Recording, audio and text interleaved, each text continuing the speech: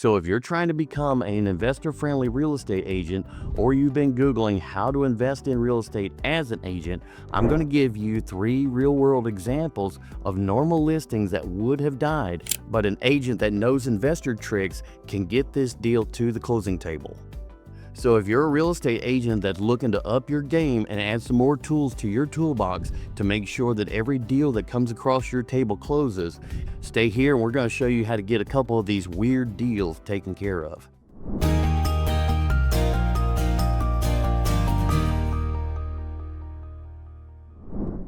Hey guys, I'm Chris. I'm a real estate investor and an agent. I've been an investor for over 20 years, and I cut my teeth as an investor to start with and became an agent later on.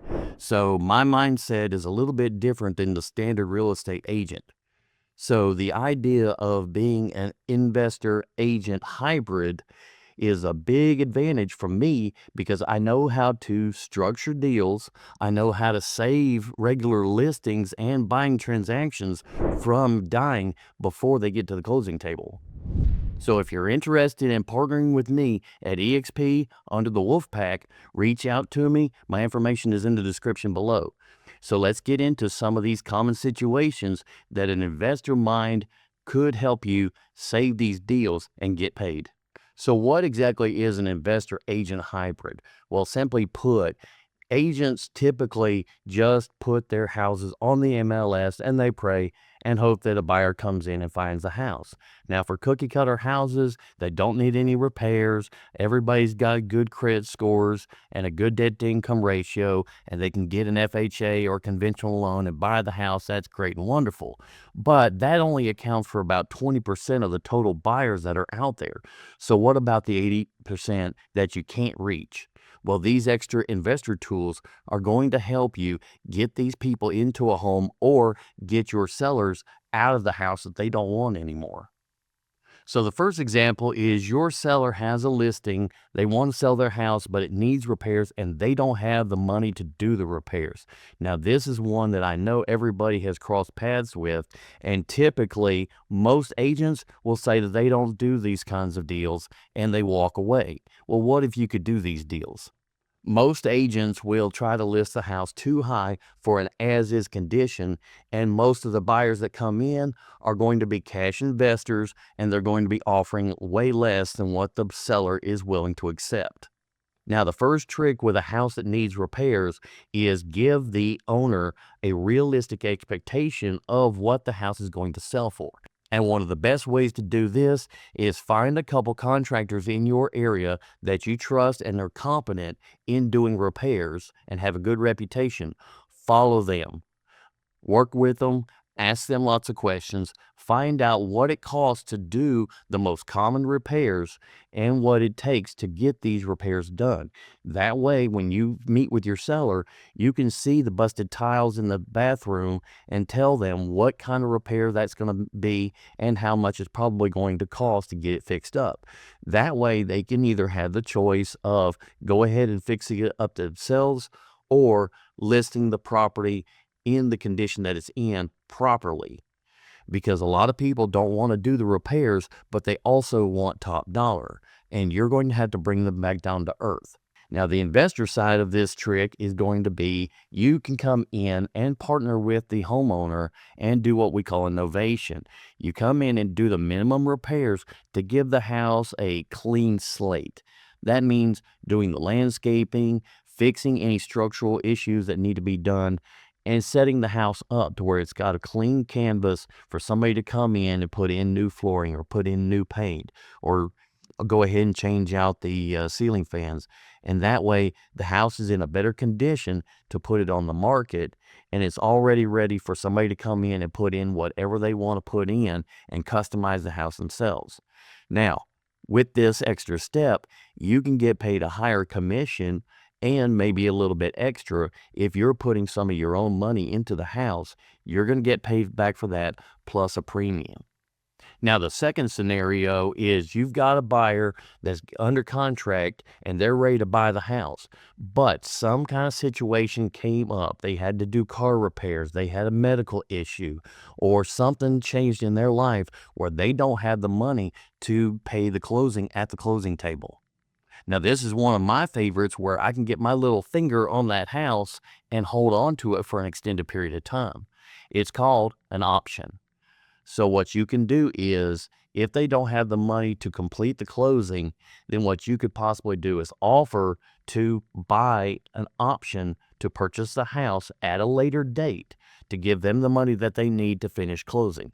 Now, make sure to check with your broker about these before you do them, and check about state regulations to see if there's any lending restrictions that don't allow the buyer to accept purchases or any kind of funds from the agent.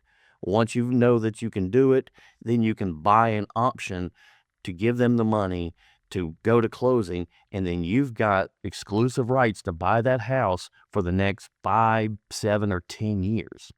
Now, you're going to ask, why would the buyer ever do that? Because they're going to be worried that you might turn around and buy the house out from under them when they're least expecting it or when they're not ready to go. Well, if you partner with me at eXp Realty, I have regular Zoom deal structuring meetings where we can break down these weird deals and explain how to get these deals done in a fashion that helps the buyer and helps the seller, and you get paid a little bit more.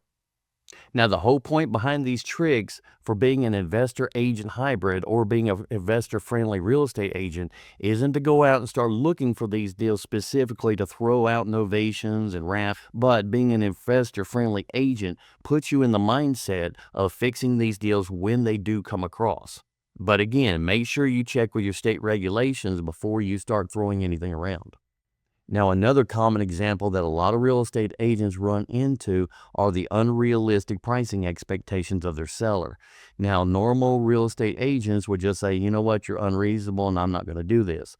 On the other hand, an investor agent can either talk to them and explain to them what the house is worth at the time it's selling, or they can bring in some creative deal structuring to get their price and at the same time make a deal that the buyers will love. It's called creative financing. And now a lot of people don't want to do creative financing simply because they don't know how to do it. But if you do and you can teach your client what it's all about, how it works in your state, and address all the concerns, then you're probably going to get more clients that are willing to sell for the price that they want and still find buyers that are willing to pay it. And the trick behind this is not going to the bank. If the owner is willing to finance the sale of the house, for example, one of the houses that we just sold, the buyer came in with a substantial down payment and the seller took back a note for the remaining balance, which will get paid off in the next 12 months. If it doesn't, then the seller has the option to either foreclose on the property or restructure the note to extend it out farther so the buyer can have more time to finish paying off the seller. The seller got the money that they immediately needed now to pay off their loan and put a little bit of money in savings to take care of other deals that they were doing, and the buyer got the house that they wanted with more flexible terms than they could have ever found at the bank. That's a value add, and that's what being an investor agent could do. So why don't more real estate agents do this kind of deal structuring? Well, number one, this used to be pretty common back in the 60s and 70s when a real estate agent was required to be able to do everything. But since then, a lot of people have become more specialized because everybody says that the more specialized you are, the more you can do deals. Well, when the market changes, like from 2013 to 2021, the market was steadily going up and anything that didn't stink like dog was selling for full retail. And anybody and every real estate agent in the world was looking like a rock star. Well, now the market has changed. It's either stalled in some areas or it's doing a correction. And this is where the real estate agents and the experienced real estate agents are going to need to pull out some extra tools to be able to service their clients as buyers or sellers. And that's where extra real estate coaching is going to come in. You need to have somebody that has a knowledge of investing strategies in order to bring in these extra tools. That's why I joined eXp Realty, because eXp Realty has investors that do a lot of deals as agents, and they are very flexible towards these investors.